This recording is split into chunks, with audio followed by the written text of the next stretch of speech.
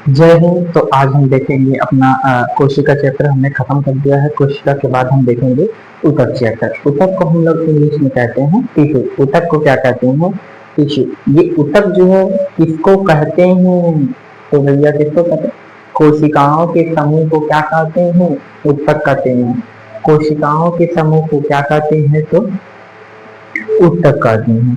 ऊतक क्या होते हैं? कितने प्रकार के होते हैं? पौधों में कितने ऊतक, जंतुओं में कितने ऊतक, ये सारे ऊतक हम देखेंगे इसमें। हालांकि वीडियो ज्यादा लंबा ना हो जाए इसके लिए हम इसका 2-3 पार्ट बनाएंगे। ठीक है, अभी थोड़ा सा देखते हैं ऊतक। क्या देखेंगे? ऊतक। एक बात आपसे कहेंगे हम जरूर कि ऊतक जो है हमारे शरीर की क्या करता है? अंगों का निर्माण करता है। ऊतक क्या करता है? हमारे शरीर में अंगों का निर्माण करता है। ऊतकों के समूह को अंग कहते हैं। ऊतकों के समूह को अंग कहते हैं। कोशिकाओं के समूह को ऊतक कहते हैं। चलिए ऊतक देखते हैं। ऊतक को हम लोग इंग्लिश में टिश्यू कहते हैं। क्या कहते हैं? तो भैया टिश्यू कहते हैं। इसके अध्ययन को हम लोग हिस्टोलॉजी कहते हैं।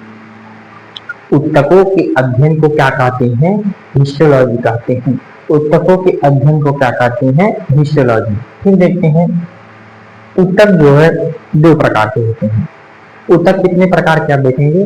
तो 2 प्रकार के। पहला ऊतक होगा जंतु ऊतक, दूसरा हम लोग देखेंगे पादप ऊतक। पहला जंतु ऊतक, दूसरा क्या हो जाएगा?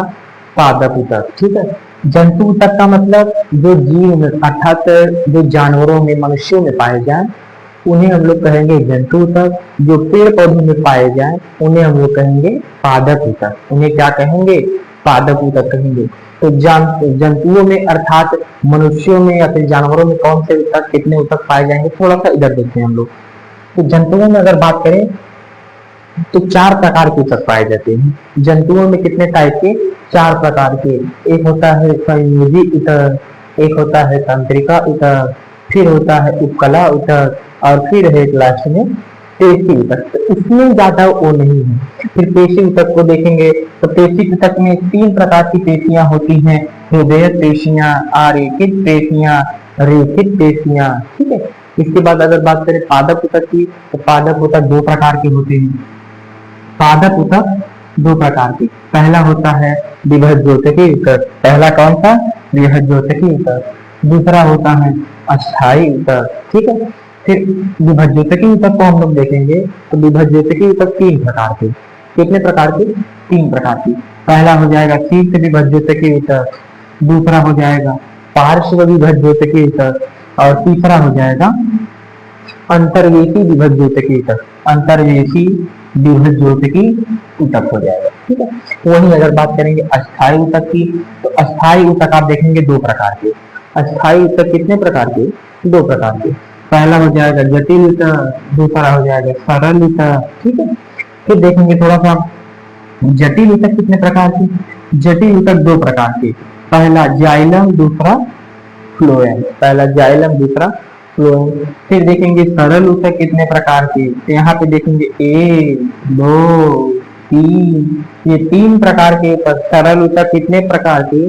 तो 3 प्रकार के सरल ऊतक होते हैं। पहला मृदु ऊतक, स्थूलकोण ऊतक, दृढ़ ऊतक। ये सारे ऊतक किसमें पाए जाएंगे? पादपों में। और इधर की ये सारे ऊतक किसमें? जंतुओं में। सारे ऊतक को अभी हम बारी बारी से देख लेते हैं। हो सकता है 1-2 दिन में ऊतक वाला चैप्टर समाप्त हो जाए। ठीक है, और एक बात थोड़ा सा हम आपसे कहेंगे कि पतझड़ हुए बिना दिन अच्छे नहीं आते।